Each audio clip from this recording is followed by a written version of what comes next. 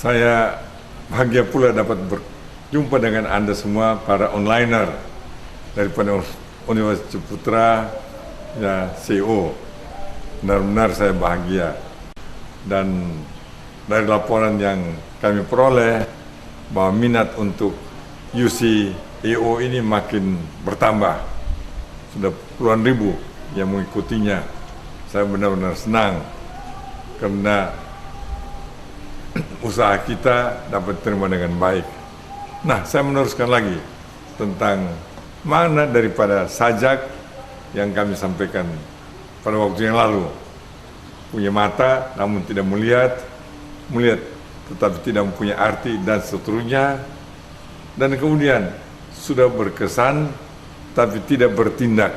Nah, kenapa dia tidak bertindak? Karena macam-macam alasan. Mungkin dia belum benar-benar kepingin untuk menjadi entrepreneur, tapi mungkin karena dia takut mengambil risiko. Nah, hari ini kita akan bicara tentang risiko tersebut. Nah, risiko tersebut untuk seorang entrepreneur yang sejati itu dapat diperhitungkan. Kemana risikonya, berapa besar, dan sebagainya. Walaupun tentu ada risiko di dalam sendiri, dalam perusahaan, dalam diri kita, ada risiko yang datang dari luar. Oleh karena itu seorang entrepreneur kami anjurkan supaya mempunyai integritas dan profesionalisme, punya keahlian. Jangan hanya berusaha tanpa keahlian. Nah, seorang penjudi juga, seorang penjudi yang paling berani mengambil risiko. Bayangkan, sesuatu hal yang tidak bisa diperhitungkan. Dia tahu kalau main judi itu umumnya kalah, tapi toh dia berani mengambil risiko dengan harapan, tetap ada harapan, dia akan beruntung, dia akan menuai keberhasilan. Tapi seorang entrepreneur, sebagian yang dari dalam bisa diperhitungkan, dari luar nggak bisa diperhitungkan.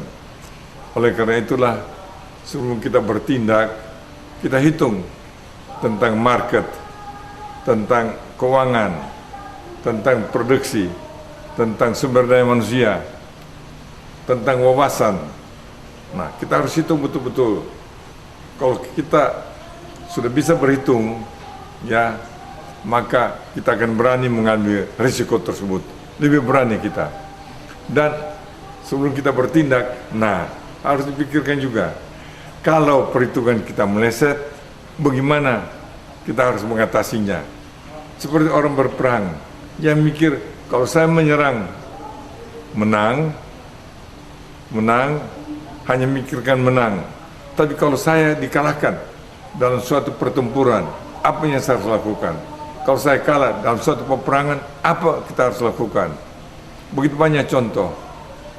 Ya, pertempuran dilakukan, ternyata dan pertempuran kalah tidak memikirkan kalau kalah bagaimana. Umumnya itu diperhitungkan oleh panglima, bukan oleh anak buah. Jadi kita harus hitung juga risiko kalau kita kalah bagaimana. Nah, contoh yang hebat pada waktu krisis tahun 98 yang lalu, itu betul-betul dapat diuji. Siapa mengambil tindakan dengan berani ambil risiko dengan perhitungan, siapa yang tidak. Umumnya mereka tanpa perhitungan, itu sekarang tidak eksis lagi. Konglomerat pengusaha yang tahun 98 tidak mengambil perhitungan yang matang. Nah, sekarang Indonesia sedang diuji lagi. Sedang ekonomi sedang bergejolak. Ada orang sebut sekarang adalah pre-krisis. Nah, itulah bagaimana itu harus diperhitungkan. Ada bahkan entrepreneur yang hebat, sedang dia perhitungkan bukan hanya mengatasi kesulitan dia sekarang, dia akan mengambil manfaat dalam keadaan gejolak ekonomi sekarang ini. Oleh karena itu mereka sedang perhitungkan dengan matang-matang sekali. Ya, seperti misalnya begini, kita dalam real estate, apakah waktunya kita membangun, waktunya kita menjual, atau Apakah waktu kita minjam uang atau kita diam saja? Nah, inilah yang harus benar-benar diperhitungkan. Jadi, untuk sekedar kesimpulan, risiko itu, kalau kita dapat menghitung cara matang risikonya, maka kita akan berani mengambil tindakan. Jadi para online, hitung betul-betul, persiapan benar-benar. Kalau Anda punya persiapan yang benar, Anda dapat menghitung segala persiapan dilakukan dengan baik, maka Anda akan berani mengambil risiko. Walaupun tidak semua risiko dapat diperhitungkan, terutama risiko dari luar. Sebagai contoh, Soros, seorang investor yang luar biasa sekali. Dia selalu dalam keadaan apa, dia menang terus. Dia sekarang punya strategi mengatasi bukan hanya krisis di satu negara, tapi krisis seluruh dunia. Dia sudah perhitungkan semua. Warren Buffett itu terkenal investor-investor yang selalu mengambil risiko.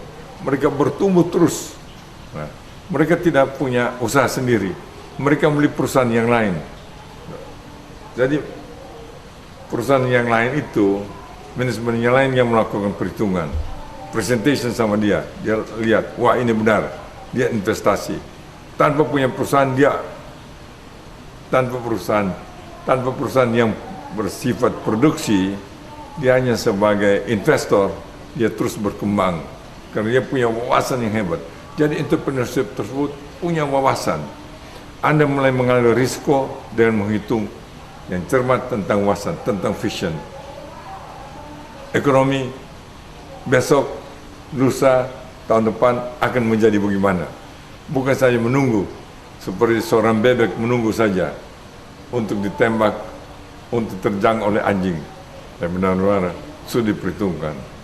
Nah, dalam keadaan gejolak begini, justru sebagian pengusaha rugi, justru sebagian untung. Nah, yang untung tersebut yang punya perhitungan. Jadi onliner hitung betul-betul dan maju. Termasuk perhitungan kalau Anda rugi, apa Anda lakukan. Tapi dalam saja tersebut, seorang entrepreneur 10 kali gagal, 11 kali dia bangkit. Tentu jangan gagal yang benar-benar fatal. Gagal kecil-kecil itu biasa. Saya juga banyak kegagalan saya lakukan. Tapi yang kecil-kecil, yang fatal waktu krisis tahun 98 yang lalu. Tapi karena sudah ada perhitungan, semua saya dapat lalui dengan baik. Dan sudah krisis, kita juga harus menghitung untuk berani mengambil risiko. Nah, risiko tersebut termasuk samping risiko memperhitungkan kesempatan. Kesempatan dalam keadaan kesempitan tersebut, ambil kesempatan yang fair, yang sesuai dengan etika, sesuai dengan undang-undang. Ambil kesempatan untuk kita bangkit dan berkembang dengan pesat. Inilah sambutan kami pada hari ini. Mudah-mudahan para onliner terus maju, terus berkembang dan sukses. Salam entrepreneur. Sekiranya Tuhan menyertai kita semua.